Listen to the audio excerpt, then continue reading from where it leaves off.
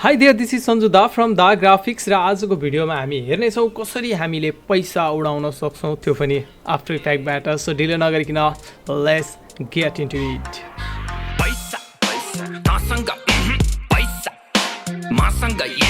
Okay, सबैभन्दा सुरु हामी सफ्टवेयरमा आउँछौँ आफ्टर इफेक्टमा अनि गर्छौँ न्यू कम्पोजिसन 190/1080 कम्पोजिसनको नाम लेख्छु मैले पैसा, PAISA पैसा। ओके, त्यसपछि अरू केही पनि गर्न, ड्युरेसन 1 मिनट 18 सेकेन्डको रहेछ। सो लेट्स से 18 सेकेन्डको मात्रै गर्दा पनि हुन्छ।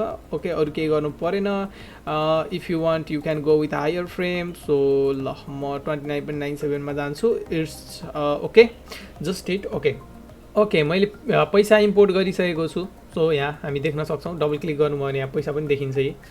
सो यहाँ पैसा पनि आइसक्यो, सबै कुरा भइसक्यो। त्यसपछि अब हामी यता कम्पोजिसनमा आउँ। त्यसपछि अब यहाँ एउटा नाइस लुकिङ ब्याकग्राउन्ड सेट गरौँ। त्यसको लागि मैले यहाँ यतापट्टि न्यूमा जान्छु, राइट क्लिक गरेर त्यसपछि गर्छु सोलिड। ओके, सोलिड गरिसकेपछि जस्तो सुकै सोलिड भए पनि केही फरक परेन। यसलाई हामी नाम दिउँ बिजी, कलर जस्तो सुकै भयो भने केही फरक परेन, जस्ट हिट ओके। यति गरिसकेपछि अब हामीले के गर्नुपर्छ भन्दाखेरि म यसलाई अलिकति ब्याकग्राउन्डलाई इन्ट्रेस्टिङ लुक्स दिनको लागि म ब्याकग्राउन्ड क्रिएट गर्न चाहन्छु। Let's say gradient ramp effect apply गर्न चाहन्छु। Gradient ramp, so gradient ramp effect मैले यसरी एप्लाई गरेँ। ग्रेडियन्ट र्याम्प एप्लाई गरिसकेपछि अब के गर्ने भन्ने कुरा चाहिँ म तपाईँलाई बताउँछु। जस्ट कलर चाहिँ अलिकति इन्ट्रेस्टिङ राख्नु पऱ्यो। Just I gonna go with red colour like okay. अनि सेकेन्डरी कलरमा म त्यही रेड कलरको अलिकति डार्क साइडमा जान चाहन्छु। त्यसपछि म लिनियरलाई रेडियल गर्छु, मलाई गोलो चाहिएको हो। सो यो अलिकति यो पोइन्ट चाहिँ अलिकति सेन्टरमा लिएर आइदिन्छु ताकि मलाई बिचमा अलिकति उज्यालो अनि साइडमा अलिकति डार्क टाइपको इफेक्ट आओस्। त्यसपछि म इन्ड र्याम्पको यो पछाडिपट्टिको भ्यालुलाई जस्ट फैलाइदिन्छु। Okay, like this 2310 whatever. यतिको भएपछि I am good to go. यति भएपछि हाम्रो के भयो त, नाइस लुकिङ ब्याकग्राउन्ड चाहिँ बनिसक्यो। सो प्रोजेक्टमा आउँ। त्यसपछि अब हामी पैसालाई यहाँ माथि लिएर आएर राखौँ अनि यसलाई अलिकति थोरै स्केल गर्न चाहन्छु म, जस्ट अ लिटल बिट यति। त्यसपछि यसलाई प्रिकम्प गरिदिउँ, प्रिकम्प। ओके, प्रिकम्प गरौँ। यसलाई नाम राखिदिउँ नोट या नोट ई note whatever, move all attributes अनि त्यसपछि गरिदिउँ ओके। यति गरिसकेपछि अब हामीले एउटा नयाँ सोलिड बनाउनु पर्ने हुन्छ। राइट क्लिक गरौँ अनि न्यू अनि के त सोलिड। सोलिड यसलाई मैले नाम राख्छु पार्टिकल। पार्टिकल मैले नाम राखिसकेँ। पार्टिकल नाम राखिसकेपछि यसमा हामी सीसी पार्टिकल ओल्ड भन्ने इफेक्ट लगाउँछौँ। CC particle old.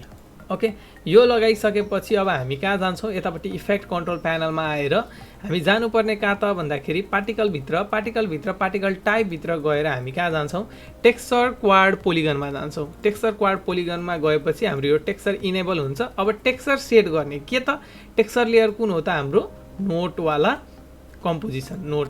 ओके, यो गरिदिइसकेपछि जस्ट तपाईँले यो माथिको यो नोटवाला कम्पोजिसनलाई आँखा थुनिदिन पनि सक्नुहुन्छ। जस्ट अलिकति अगाडि जानुहुन्छ भने नोटको वर्षा हुन सुरु भइसकेको छ। ओके, अब यो माथिपट्टिको यो टाइम लाइनलाई, यो लेयरलाई अलिकति अगाडि बढाइदिन्छु मैले, जस्ट लाइक दिस, ताकि सुरुमा चाहिँ के नहोस् त, सुरुमा चाहिँ यस्तो कस्तो हुन्छ भन्दाखेरि यो स्टार्टिङबाट सुरुमा तपाईँ आउनुभयो भने बाई डिफल्ट सुरुमा केही पनि हुँदैन, यस्तो हुन्छ कि सादा।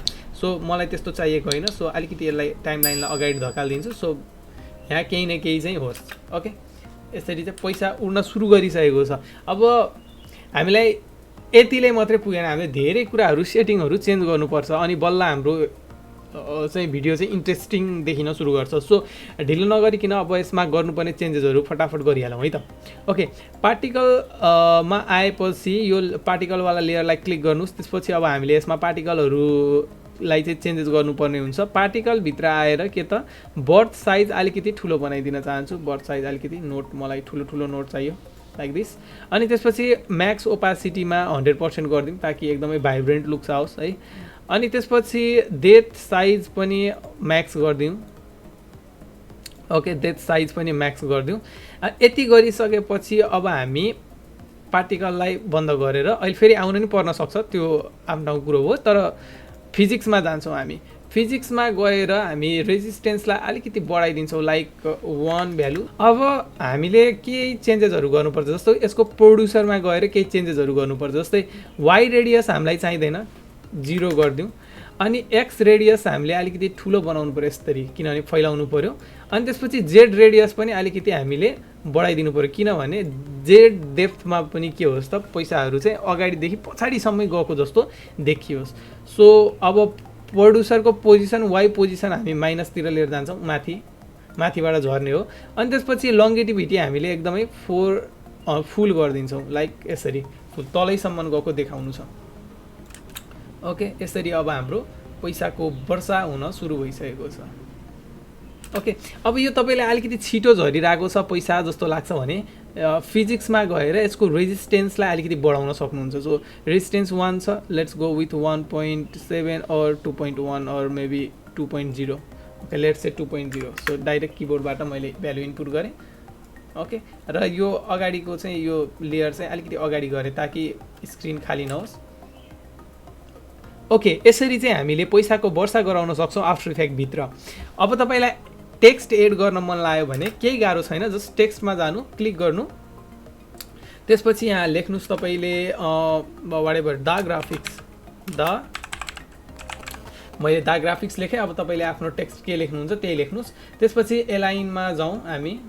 एलाइन तपाईँले यहाँ देख्नु भएन भने एलाइन कहाँ हुन्छ त भन्दाखेरि विन्डोमा गएर एलाइन भन्ने खोज्नु पऱ्यो। यहाँ एलाइन आयो, सेन्टर एलाइन, यताबाट पनि सेन्टर। ओके, यति गरिसकेपछि हामीले टेक्स्टलाई चाहिँ यो पार्टिकलको तलपट्टि लिएर आएर राख्न सक्छौँ। जस्ट टेक्स्टलाई पार्टिकलको तलपट्टि यसरी, अनि त्यसपछि के हुन्छ त टक्कै पैसा पछाडि टेक्स्ट राम्रो देखिन्छ, it's good looking, nice, whatever के भन्न चाहनुहुन्छ त्यही नाम दिन सक्नुहुन्छ।